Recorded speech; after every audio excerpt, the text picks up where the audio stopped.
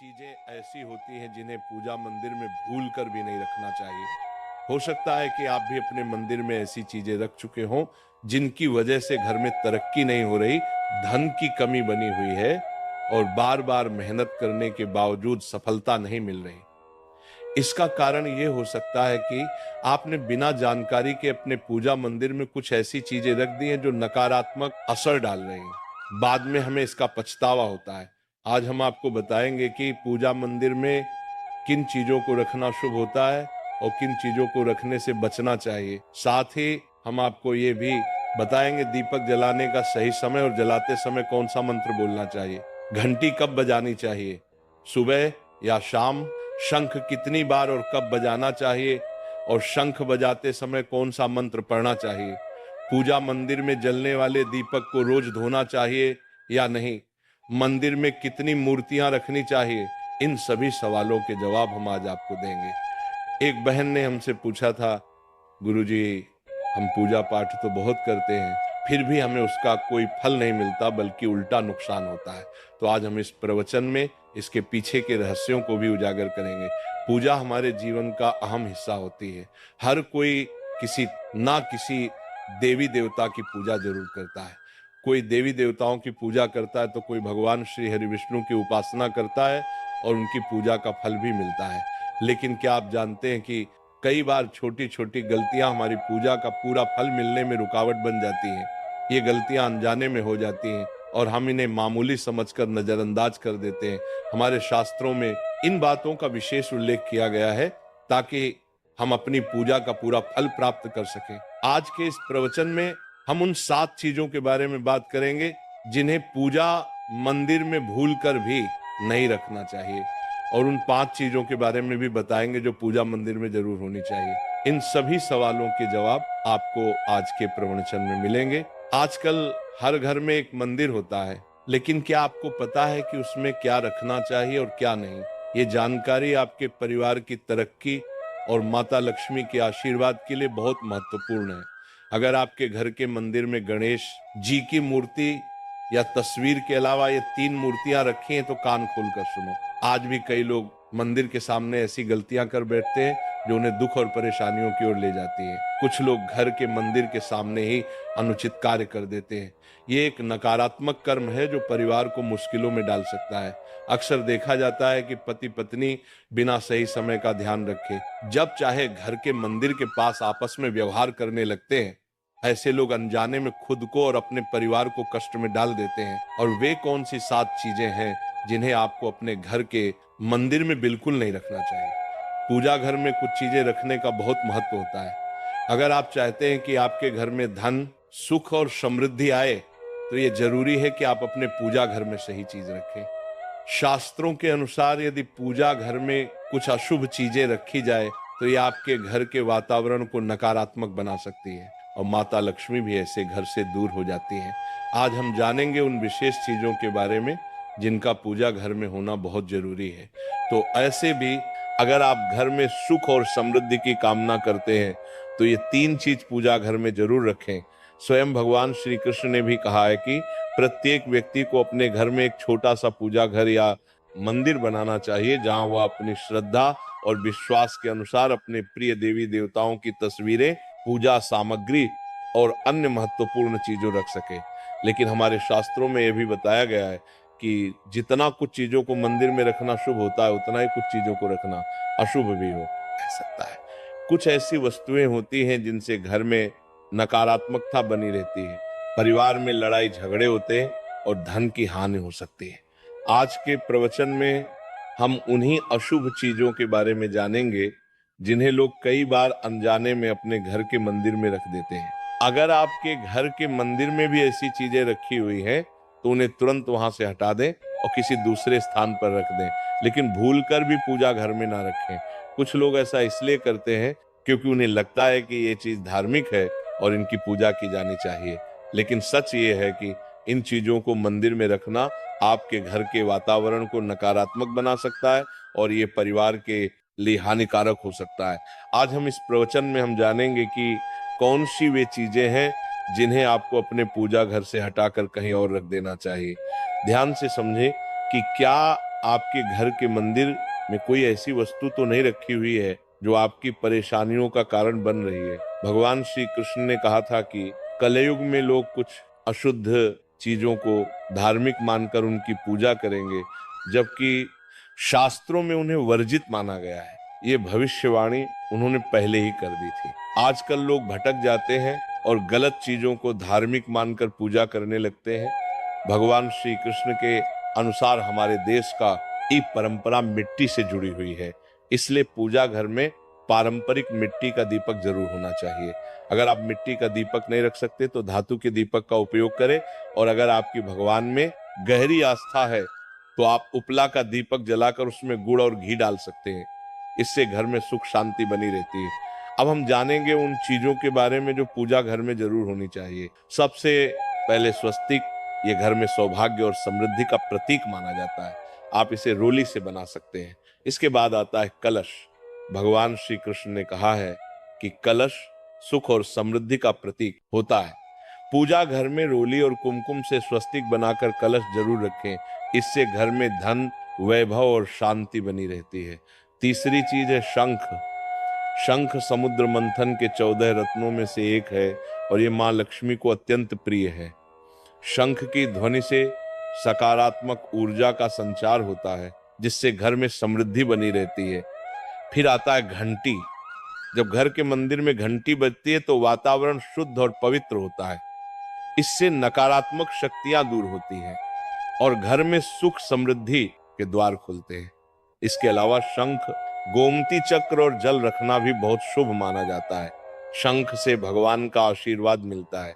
गोमती चक्र से घर में समृद्धि आती है और जल रखने से घर की ऊर्जा शुद्ध होती है। ध्यान दें कि इस जल को नियमित रूप से बदलते रहें और शंख गोमती चक्र को भी साफ रखें, ताकि घर का माहौल हमेशा सकारात्मक बना रहे। अब अगली बात शिवलिंग के बारे में है। अगर आप घर में शिवलिंग रखते हैं तो यह आप बहुत पवित्र माना जाता है, लेकिन ध्यान रखें कि शिवलिंग को हमेशा उत्तर या पूर्व दिशा में रखें। इसे ऐसे स्थान पर रखें जहां ज्यादा हलचल ना हो और ये हमेशा स्वच्छ रहे।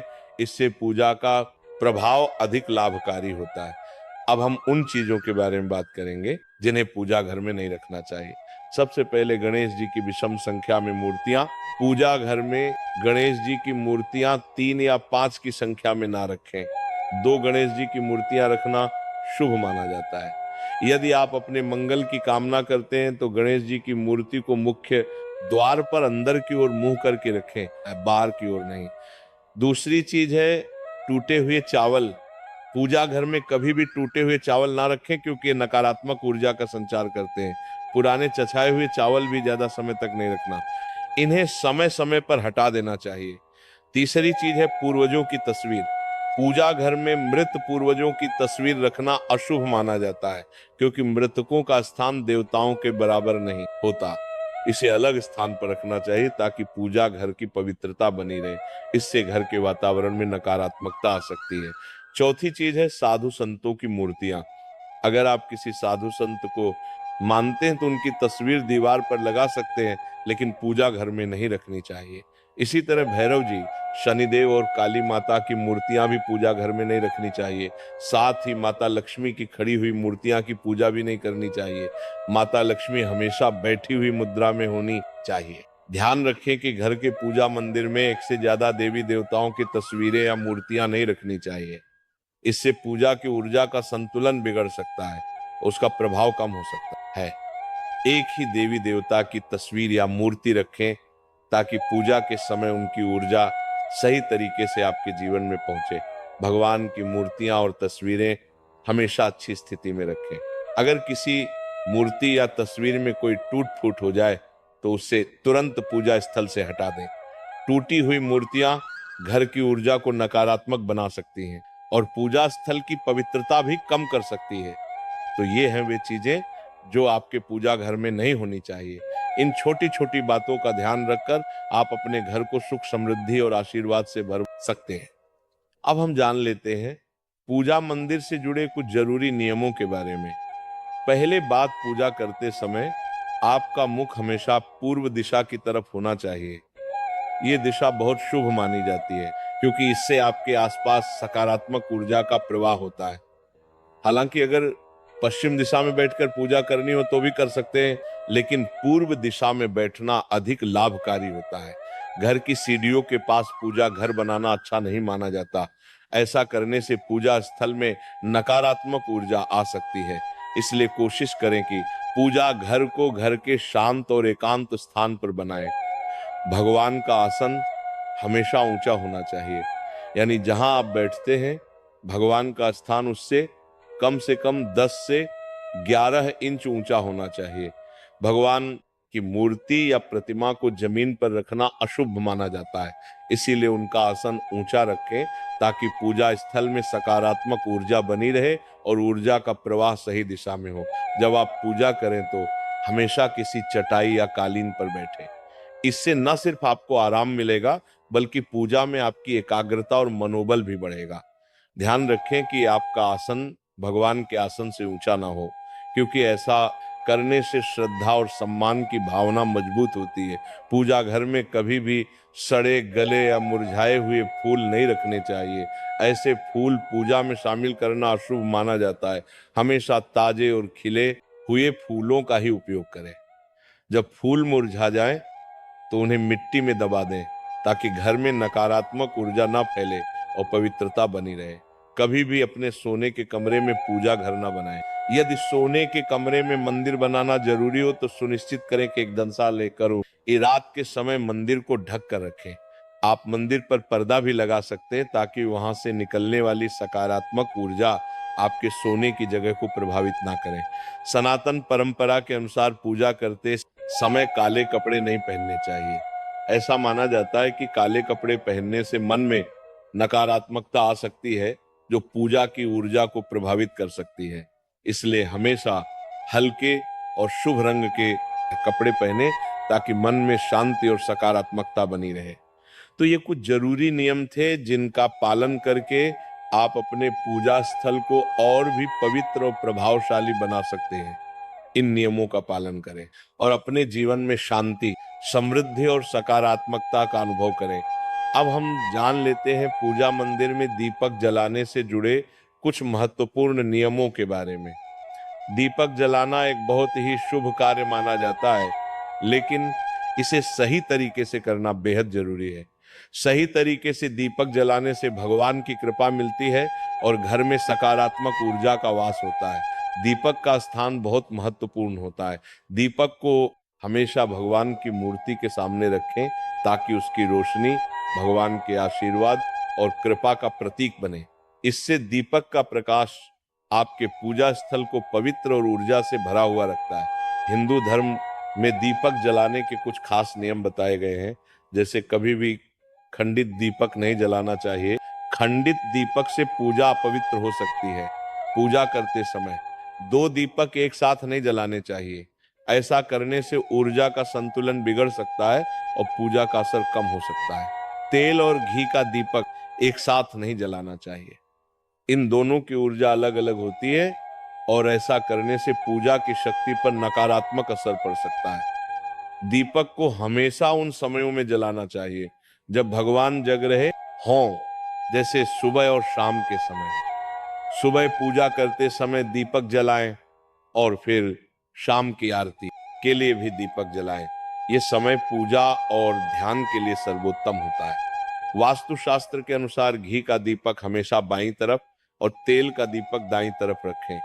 इस प्रकार दीपक को सही दिशा में रखने से पूजा स्थल में ऊर्जा का संतुलन बना रहता है और घर में सकारात्मक प्रभाव आता है।